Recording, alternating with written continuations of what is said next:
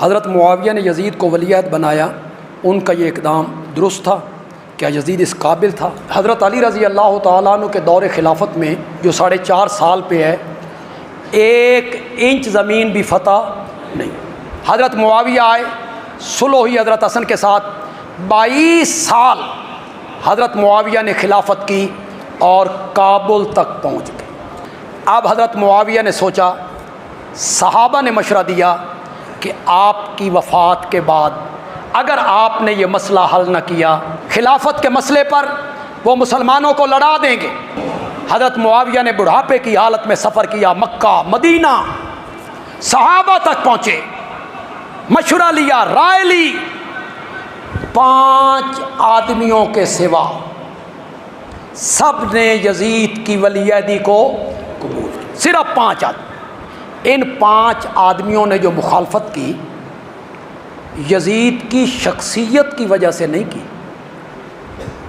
کہ یہ زانی ہے، نہ شرابی ہے، اہل نہیں، نہ، اس وجہ سے کی کہ یہ طریقہ ٹھیک نہیں، باپ کے بعد بیٹا، باپ کے بعد بیٹا، یہ موروثی طریقہ ٹھیک نہیں، اس وجہ سے مخالفت۔ یزید کی شخصیت پہ کوئی اعتراض نہیں تھا، میری دھڑ نہیں کرنی، سچی بات کہنی ہے۔ آگے کفر ہوتا، باطل ہوتا، دین بدل رہا ہوتا، شریعت تبدیل ہو رہی ہوتی، تو حضرت حسین اکیلے نکلتے یا باقی صحابہ بھی نکلتے؟ پھر کوئی نکلا؟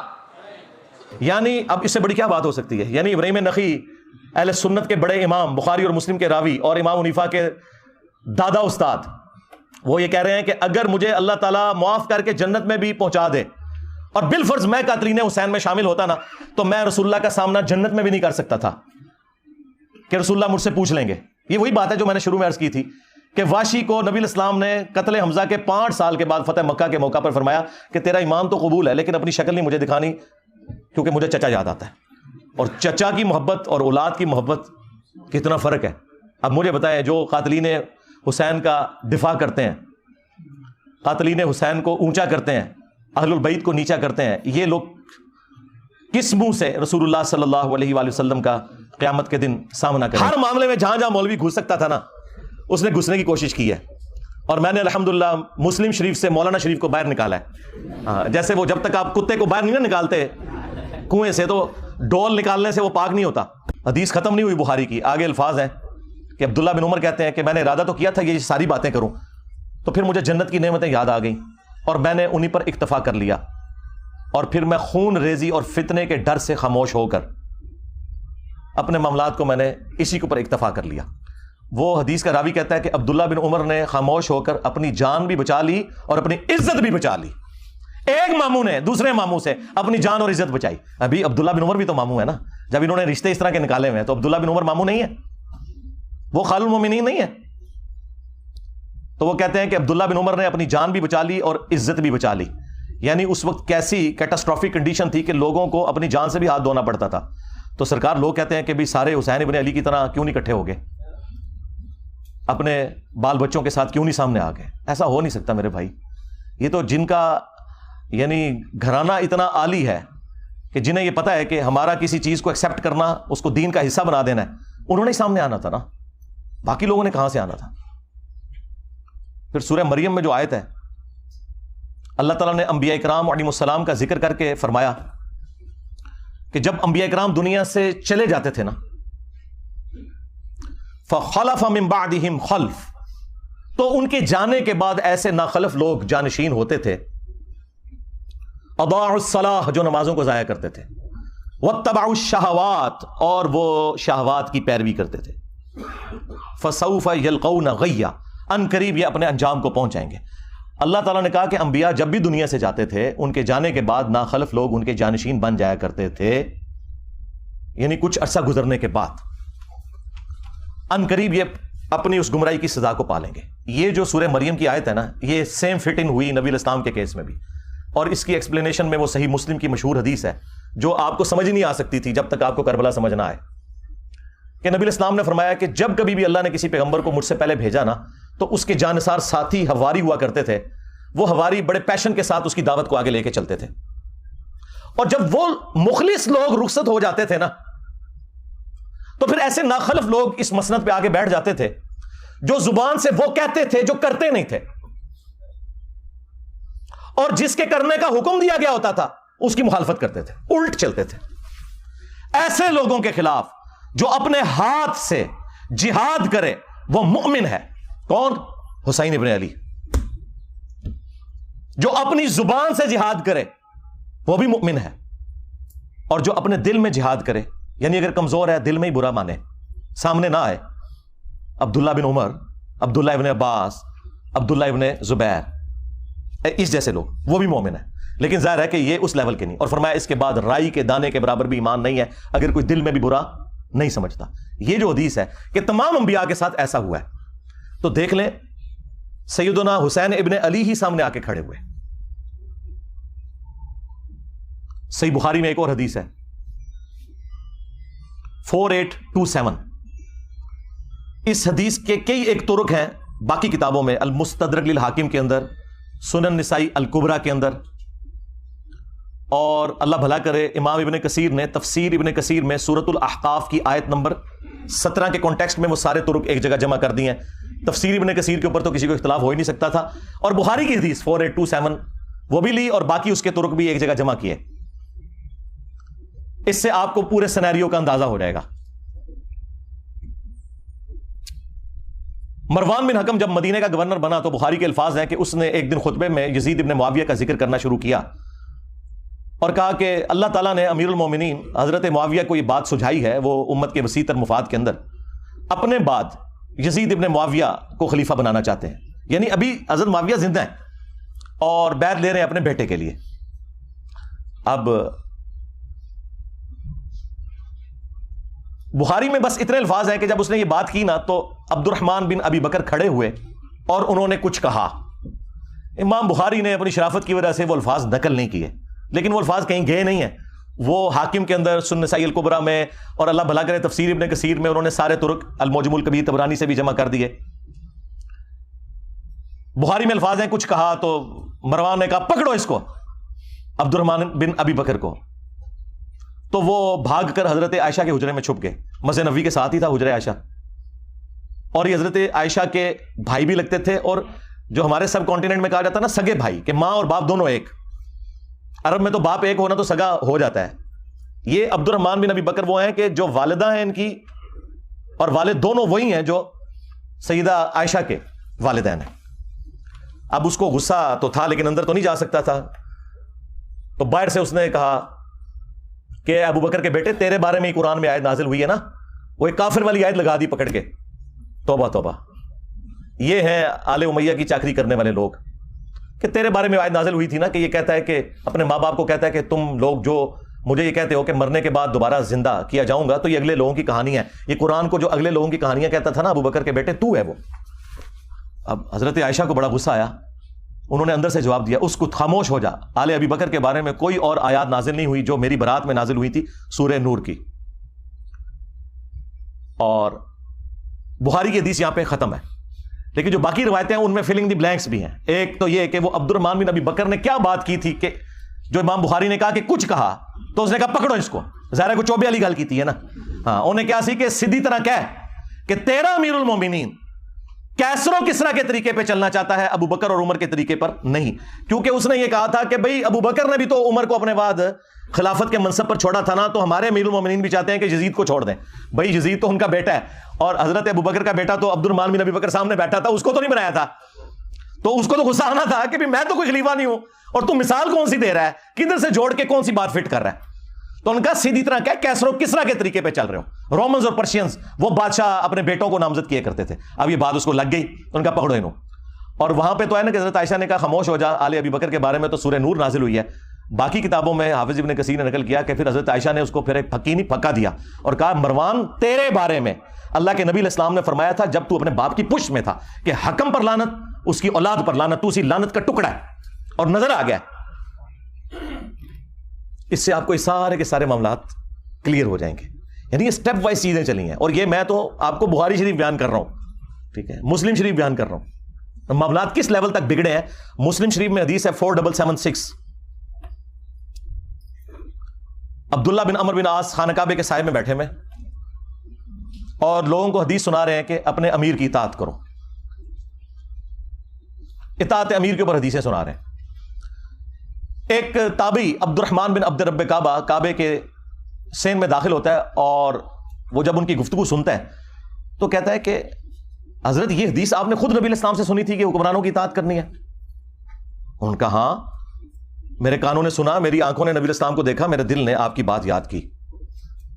آگے تو اس نے ایسی بات کر دی کہ وہ ایکسپیکٹ نہیں کر رہے تھے. انہوں نے کہا آپ تو ہمیں کہہ رہے ہیں کہ امیر کی اطاعت کرو, اور آپ کے چچا کا لڑکا معاویہ ابن ابی سفیان جو ہمارا حکمران ہے وہ تو ہمیں حکم دیتا ہے کہ ہم لوگوں کو ناحق قتل کریں اور حرام طریقے سے ان کا مال ہڑپ کریں, جبکہ قرآن میں اللہ تعالیٰ فرماتا ہے سورہ النساء کی آیت نمبر 29, تابعی نے کوٹ کر دی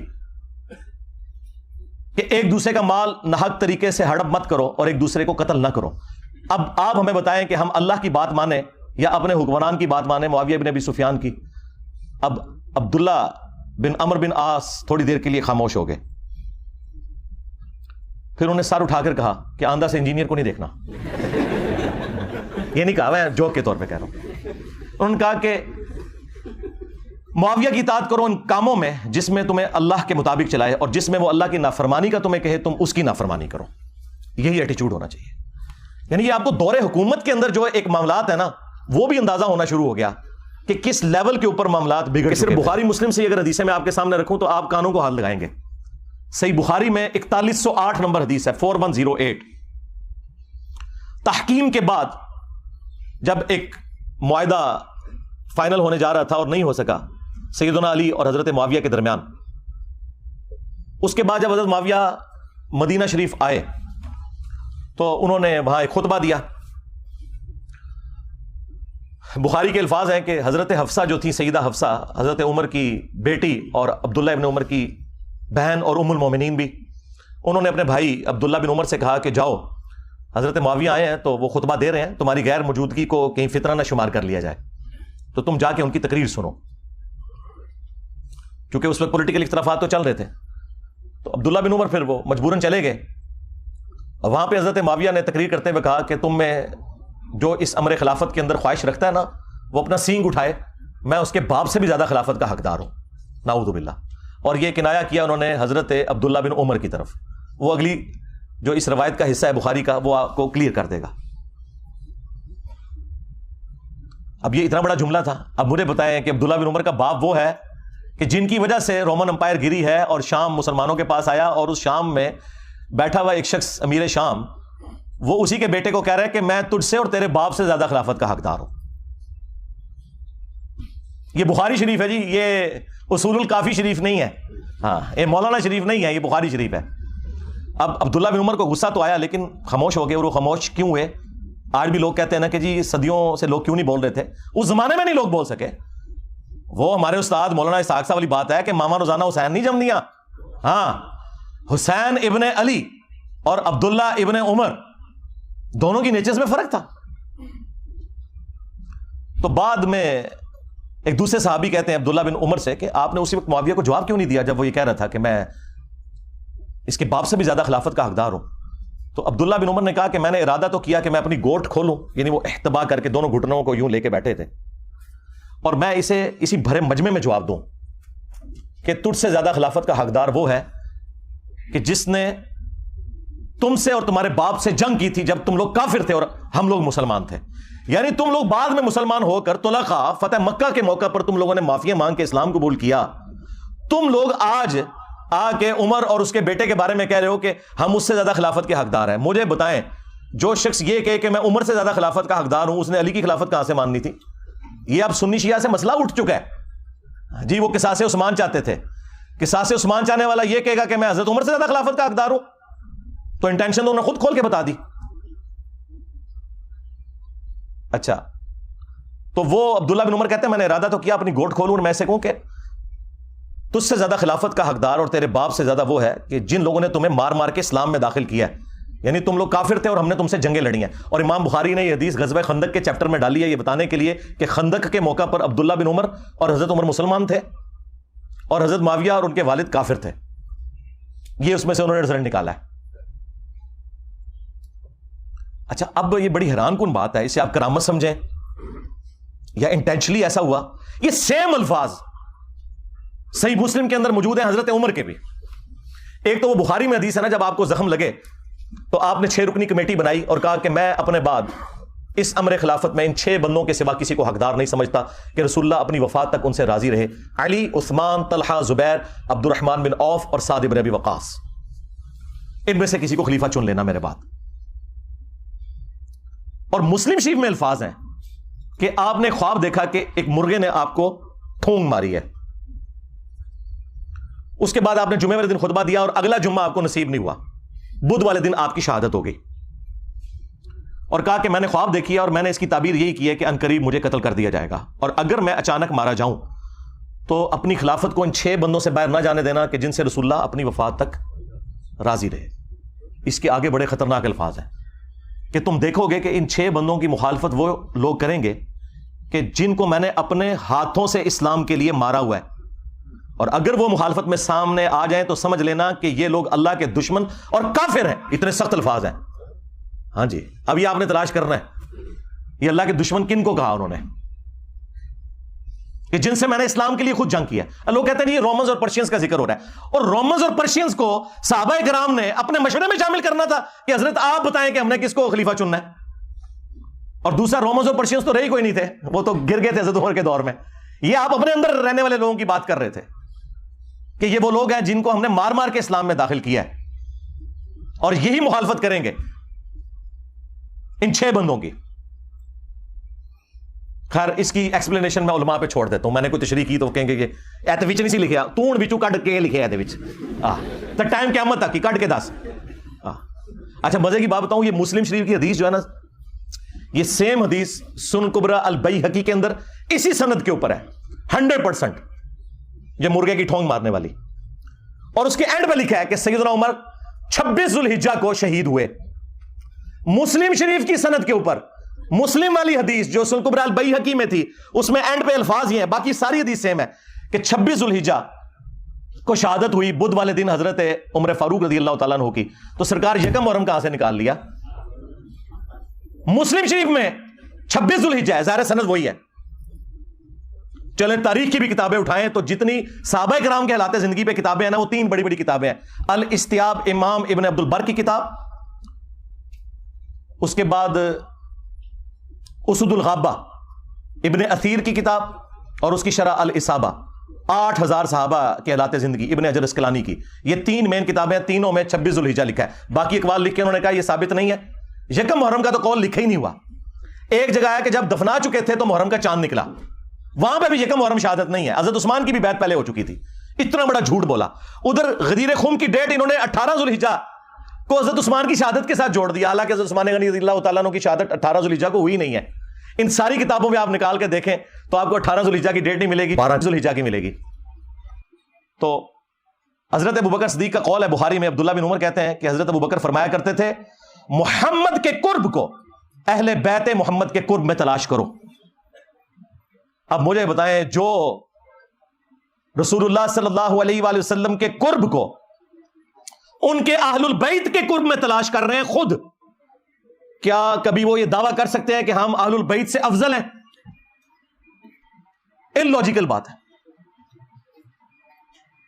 یہ کہنا کہ جی بخاری میں موجود ہے, ابو داؤد میں بھی, کہ عبداللہ بن عمر کہتے ہیں کہ ہم نبی الاسلام کے زمانے میں افضلیت دیتے تھے حضرت ابوبکر کو, عمر کو اور عثمان کو, اس کے بعد افضلیت نہیں دیتے تھے. تو بھائی یہ لوگوں میں فضیلت کی بات ہے. اہل البیت بالکل الگ ہے, جن کے گھر سے دین ملا. دوسرے اصحاب نبی کے گھر والوں کے بارے میں یہ سوچ سکتے ہیں کہ جس گھر سے ہمیں دین مل رہا ہے ہم ان سے بہتر ہو جائیں گے؟ Not at all, never. جب لوگوں میں افضلیت کی بات ہو رہی ہے تو ادر دین اہل البیت ہے علیہم السلام اجمعین. اور پھر المستدرک للحاکم میں حدیث موجود ہے, نبی الاسلام نے فرمایا اگر کوئی شخص پوری زندگی حجر اسود اور مقام ابراہیم کے درمیان نمازیں پڑھتا رہے اور روزے رکھتا رہے, اسی حالت میں مرے نیکوکاری میں, لیکن ہم اہل البیت کا بغض اس کے دل میں ہوا, تو اللہ تعالیٰ اسے ضرور جہنم کی آگ میں داخل کرے گا. وَلِعَوْذُ بِاللَّهِ تعالیٰ. یہ کہتے ہیں جی کربلا کیوں ڈسکس کرتے ہیں جی, کیا آخرت میں پوچھا جائے گا؟ جی پوچھا جائے گا. جب آپ کی جنت اور جہنم کا فیصلہ آل البیت کی محبت میں ہو رہا ہے تو پوچھا نہیں جائے گا؟ اور آپ تو ہمیں خود ہی سنایا کرتے تھے فضائل صحابہ احمد بن حنبل کی کتاب میں وہ روایت جہاں سے میں نے سٹارٹ لیا، اور شیعہ کے ہاں نہج البلاغہ میں، کہ حضرت علی کی محبت میں غلوب کر کے 2 فرقے جہنم میں چلے جائیں گے اور 2 گمراہ ہو جائیں گے، ایک ان کی محبت میں غلوب کر کے، ایک ان کی دشمنی میں۔